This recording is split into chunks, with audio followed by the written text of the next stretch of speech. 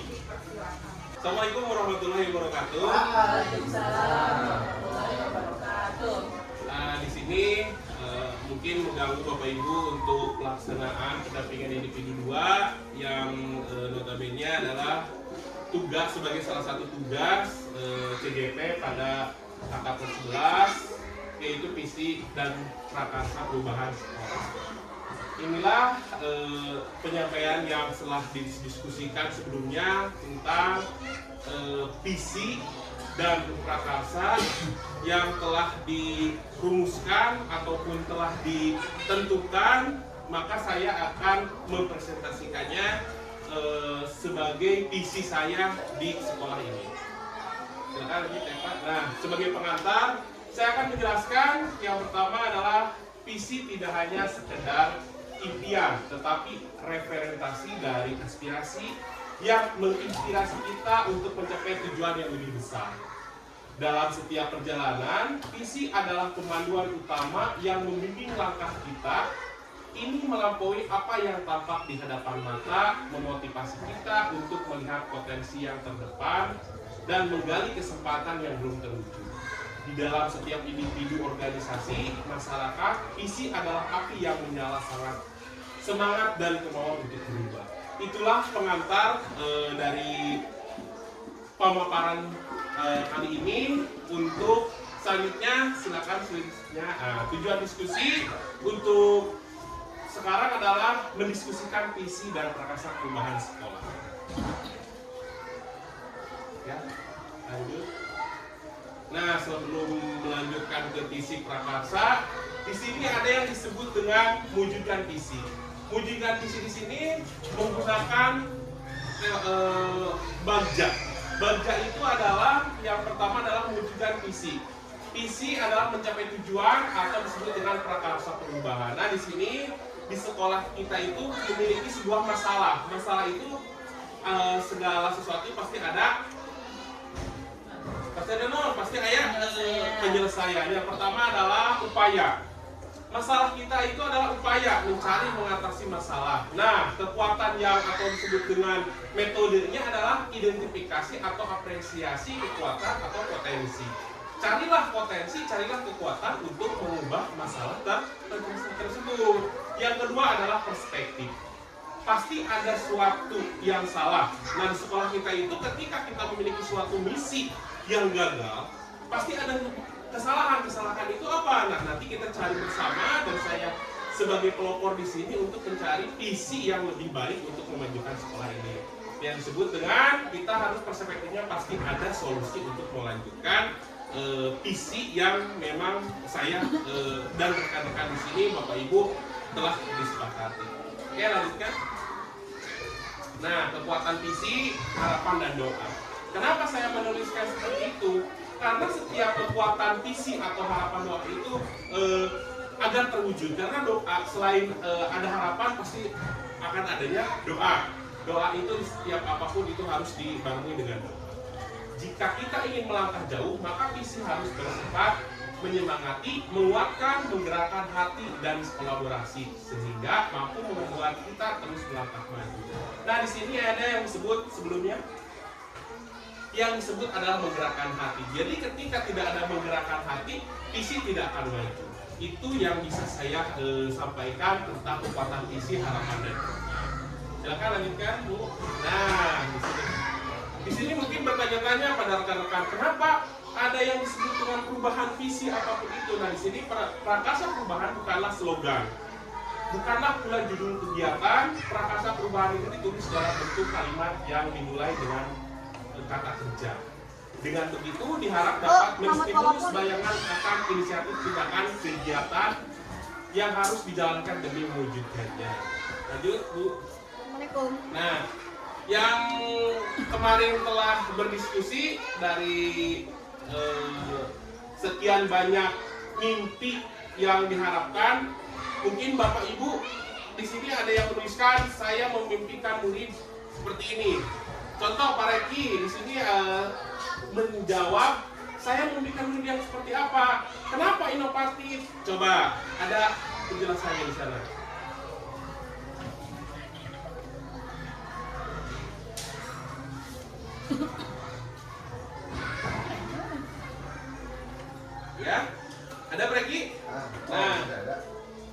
Di sini yang dituliskan Pak Reki itu adalah inovatif itu sinergis, terampil, inspiratif, pandiri, efisien, beriman itu. Kenapa seperti itu? Karena ingin menjadikan murid itu bisa memberikan yang terbaik dari segalanya, tapi bertujuan itu kepada Tuhan yang Maha Esa. Itu yang menurut Pak Reki kemarin didiskusikan. Yang selanjutnya sekolah percaya bahwa murid itu ada. Coba Bu Repa, yang kemarin tujuan Bu Repa itu apa? Tinggal baca ini buatan Bu Repa kan? Ya, murid adalah masa depan bangsa yang harus dijaga, diarahkan dan dikembangkan potensinya sesuai dengan bakat dan bakatnya. Nah, itu yang disebut dengan sekolah saya percaya bahwa murid itu bisa mewujudkan masa depan bangsa. Nah, sekilas mungkin tidak akan dibahas terlalu banyak karena kemarin sudah diskusikan bersama. Silakan lanjut Bu Repa. Lanjut. Nah, visi kita itu mungkin sudah tahu. Yang disebut dengan visi dan misi SD 2 Tanjung Jaya adalah SD Negeri Tanjung Jaya ajang meningkatkan tingkat disiplin, kekeluargaan, tanggung jawab serta terdepan dalam prestasi. Ini adalah mutlak yang sudah direncanakan setiap 2 tahun sekali, 3 tahun sekali. Pak Kepala, kalau visi? Ya, biasa direvisi. Bisa direvisi. Sesuai dengan Itu yang disebut dengan visi misi SD 2 Tanjung Jaya serta tujuannya di bawah mungkin. Nah, ini tujuannya saya tidak akan memaparkan karena ini sudah terpampang di dalam sebuah kurikulum kita dan dipampang di depan sekolah kita. Itu yang disebut dengan visi dan tujuan sekolah kita. Silakan lanjut Bu. Nah, dan saya akan membuat sebuah pertanyaan kepada Bapak Ibu. Apa visi sekolah kita selama ini sudah selaras dengan cita-cita kita untuk murid? Mungkin Bapak Kepala bisa menjawab dari pertanyaan ini. ya, alhamdulillah visi misi sekolah kita selama ini sudah selaras sesuai dengan harapan lembaga, harapan masyarakat, harapan guru. Cuman ada sedikit yang perlu kita kembangkan, tingkatkan berkaitan dengan generasi dan itu yang Terima kasih atas Pak Kepala. Jadi visi kita itu akan menunjukkan dari mungkin dari rapat pendidikan ya Pak, ya untuk memberikan supaya visi kita itu selaras dengan yang ada rapat pendidikan dari saya sebagai CGP di sini. Jadi harus diselaraskan seperti itu. Lanjutkan Ibu. Nah, di sini ada lagi, adakah yang ingin ditambahkan atau disesuaikan dari visi sekolah? Mungkin Ibu Bapak di sini Ibu. Bu Dika, ada?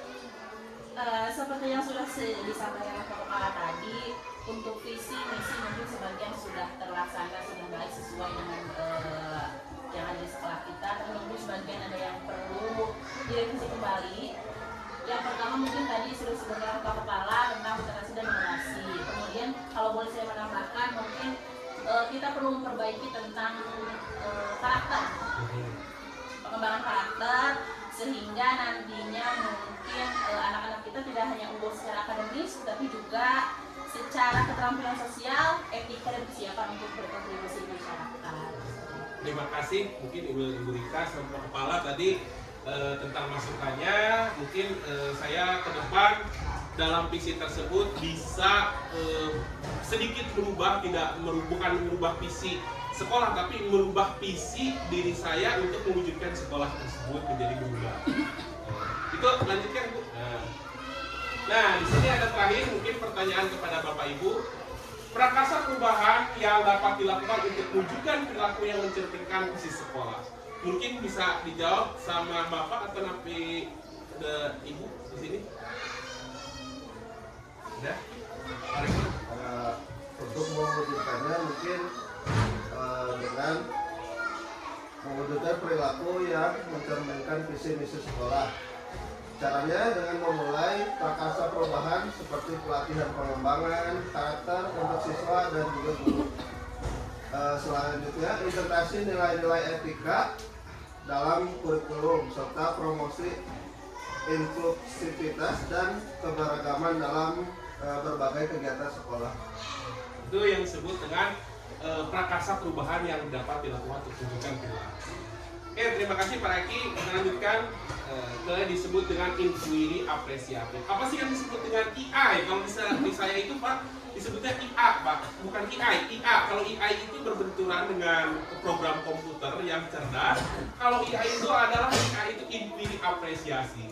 Nah, di sini pendekatan IA dapat dimulai dengan mengidentifikasi hal yang baik yang telah ada di sekolah, mencari bagaimana hasil hal tersebut dapat dipertahankan, memunculkan strategi baru yang baik, berpijak dari hal positif yang telah ada.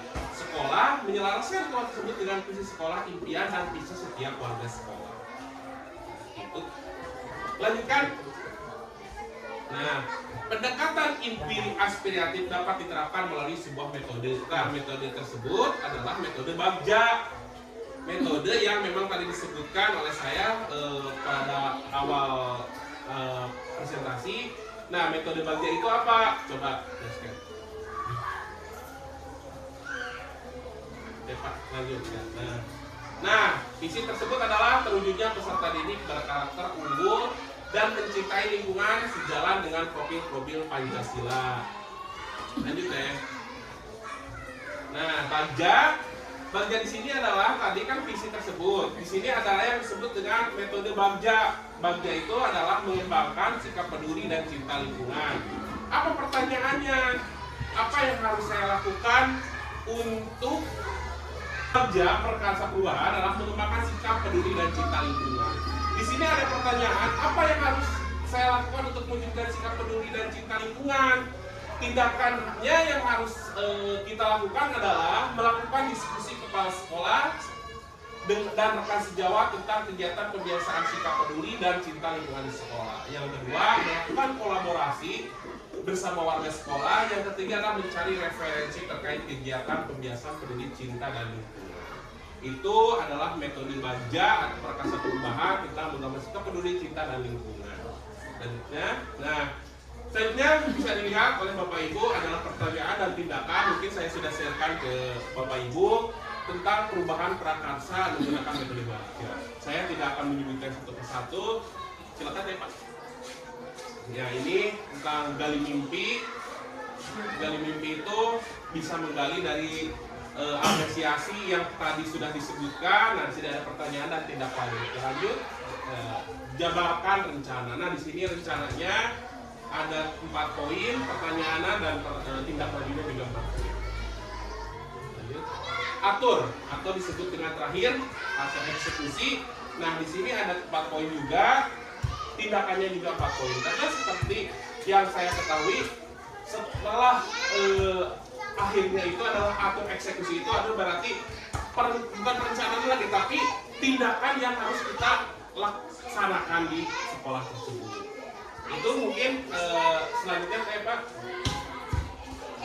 Nah, itu mungkin yang bisa saya paparkan tentang visi perubahan yang saya bisa sampaikan tentang perubahan prakarsa dari saya, dari visi sekolah ke visi saya untuk masa depan sekolah ini. Walaupun tidak ada saya, mungkin sekolah bisa maju, tapi kita merubah perubahan yang memang dengan sejalannya zaman atau dengan kodrat zaman yang berpihak kepada murid.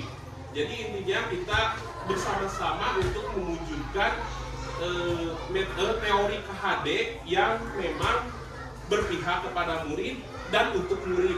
Jadi bukan kepada guru untuk guru, tapi sekarang kita ubah menjadi murid kepada dan guru kepada murid dan murid untuk bersama-sama untuk mewujudkan hal tersebut.